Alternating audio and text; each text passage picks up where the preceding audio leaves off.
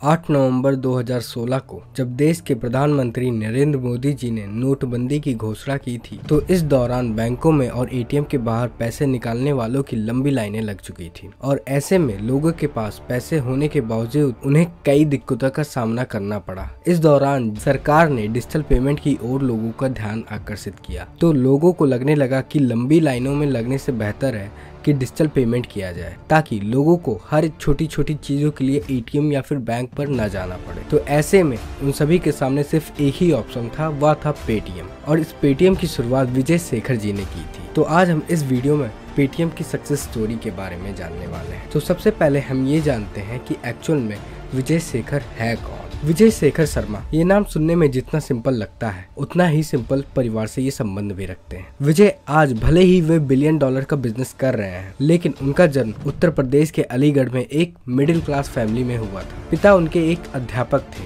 और माँ उनकी एक हाउसवाइफ। विजय कितने ही सिंपल परिवार से थे, आप इस बात से अंदाजा लगा लेंगे कि वे अपनी 12वीं मतलब इंटरमीडिएट की पढ़ाई हिंदी मीडियम स्कूल से की थी। हालांकि हिंदी मीडियम में पढ़ना बुरी बात नहीं है, लेकिन हमारे देश में अधिकतर लोगों का ये भ्रम है कि इंग्लिश मीडियम में पढ़ने वाले बच्चे का भविष्य ज्यादा उज्जवल होता है। यही वजह है कि थोड़ी भी हैसियत रखने वाला शख्स अपने बच्चे को शुरू से ही इंग्लिश मीडियम में पढ़ाना चाहता है। विजय भले ही सिंपल परिवार से थे, मगर उनके सपने बहुत बड़े थे और अपने इन सपनों को पूरा करने के लिए उन्होंने कभी भी अपनी मेहनत में कोई भी कमी आने नहीं दी। विजय बताते हैं कि वे जब अपनी ग्रेजुएशन के लिए दिल्ली चले गए थे, यहाँ उन्होंने कॉलेज ऑफ इंजीनियरिंग में एडमिशन लिया था और इलेक्ट्रॉनिक्स एंड कम्युनिकेशन के सब्जेक्ट में अपनी पढ़ाई करने लग गए थे। विजय को यहाँ आने के बाद हिंदी और इंग्लिश के बीच बहुत बड़ा अंतर मालूम चला। इससे पहले इंग्लिश उनके लिए सिर्फ एक भाषा थी, लेकिन दिल्ली में इंग्लिश सिर्फ एक भाषा नहीं बल्कि एक काबिलियत के तौर पर नापा जाता है, मतलब इससे आपको मेजर किया जाता है। हिंदी मीडियम से पढ़ा ये लड़का इंग्लिश में कमजोर था,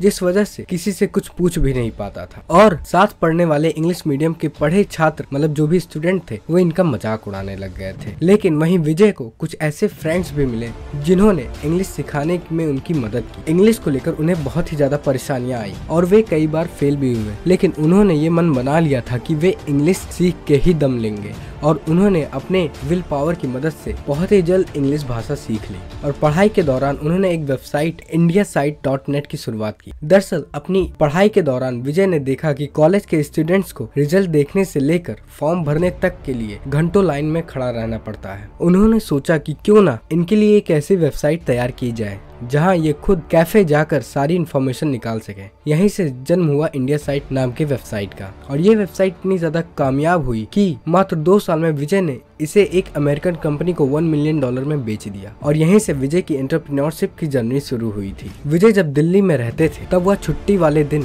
बाजारों में घूमकर फॉर्च्यून और फोर्ब्स जैसी मैगजीन की पुरानी कॉपियों को खरीदते थे और इसी में किसी पुरानी मैगजीन में उन्होंने एक बिजनेसमैन की सक्सेस स्टोरी पढ़ी। स्टोरी में यह बताया गया था कि कैसे अमेरिका के सिलिकॉन वैली में रहने वाला शख्स अपने गैराज से एक कंपनी शुरू करके और उसे कामयाब बनाया। इस स्टोरी से विजय काफी ज्यादा इन्फ्लुएंस हुए और उन्होंने यह ठान लिया था कि वह भी बिजनेस ही करेंगे और उसे कामयाबी तक ले जाएंगे। विजय हमेशा से ही गूगल से बहुत ही ज्यादा इंस्पायर्ड थे। यही वजह रही है कि वह अपनी आगे की पढ़ाई के लिए अमेरिका की स्टैनफोर्ड यूनिवर्सिटी पहुंच गए, लेकिन इकोनॉमिक कंडीशन खराब होने के कारण वे ज्यादा समय तक वहां नहीं रह पाए। फिर साल 2001 में विजय ने साउथ दिल्ली में एक छोटे से किराए के कमरे से 197 कम्युनिकेशन के नाम से एक कंपनी शुरू की। ये वेबसाइट यूजर्स को news, cricket score, ringtone, jokes और एग्जाम रिजल्ट जैसे मोबाइल कंटेंट को प्रोवाइड करती है। इस कंपनी को पेटीएम की पेरेंट कंपनी भी माना जाता है। विजय शेखर शर्मा की सक्सेस स्टोरी सुनने में जितनी ही आसान लग रही है, वास्तव में उतनी ही यह मुश्किल है। उनके सपने जितने बड़े थे उतनी ही बड़ी उन्हें मुसीबतों का सामना करना पड़ा। काम शुरू करने के लिए उनके पास पैसों की जरूरत थी,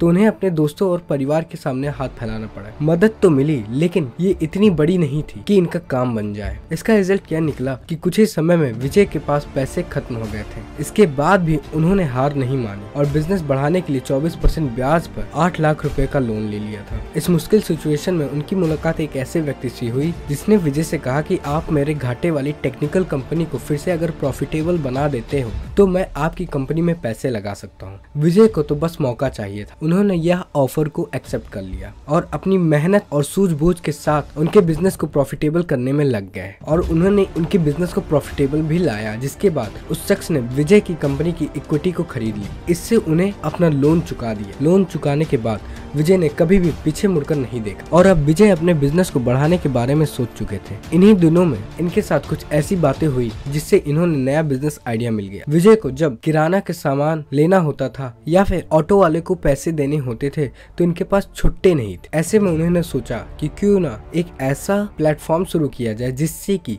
ऐसे कामों को कैश का झंझट ही खत्म हो जाए, मतलब कि वहाँ पे कैशलेस ट्रांजैक्शन होना शुरू हो जाए। फिर साल 2010 में विजय को पेटीएम का आइडिया आया और उन्होंने इसे शुरू किया। आज मनी ट्रांजैक्शन के लिए यूज होने वाला पेटीएम उस समय प्रीपेड रिचार्ज और DTH रिचार्ज की फैसिलिटी को अवेलेबल करवाता था। ऐसे में ही यह ऐप धीरे धीरे ऑनलाइन ट्रांजैक्शन की सुविधा भी देने लग गया। ऐसे तो पेटीएम के अलावा कई ढेर सारे ऑनलाइन ट्रांजैक्शन की सुविधा दे रहे हैं, लेकिन 2016 में हुई नोटबंदी में सबसे बड़ा फायदा पेटीएम को ही मिला। सरकार ने एक तरफ डिजिटल इंडिया के कॉन्सेप्ट में तेजी दिखाई और दूसरी तरफ विजय शेखर शर्मा की कंपनी पेटीएम को और भी ज्यादा यहाँ से स्ट्रेंथ मिली, यानी कि बूस्ट मिला। फिर 2017 में फोर्ब्स ने विजय शेखर शर्मा को इंडिया के यंगेस्ट बिलियनर की लिस्ट में शामिल किया। आज के तारीख में विजय की जो नेटवर्थ है वो $1.1 बिलियन की हो चुकी है और इनकी जो कंपनी की वैल्यूएशन है वह है 34,258.25 करोड़ रुपीस की हो चुकी है। तो इससे आप ये अंदाजा लगा सकते हैं कि सपने जितने भी बड़े हों, अगर आपके हौसले बुलंद है तो आप उसको अचीव कर सकते हैं। तो अगर आपको ऐसी और भी ज्यादा कंपनीज के बारे में जानना है तो आप बगल वाली वीडियो जरूर देखें।